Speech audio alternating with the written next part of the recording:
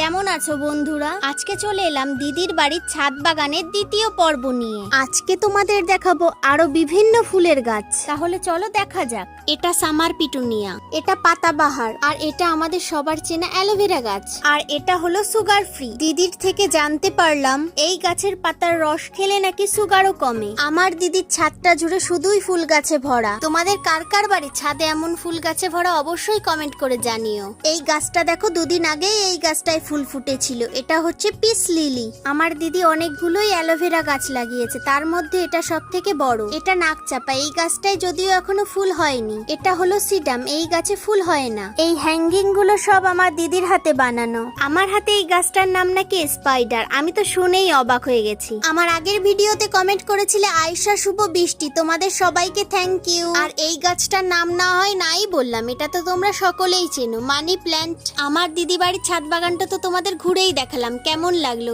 অবশ্যই কমেন্টে জানিও।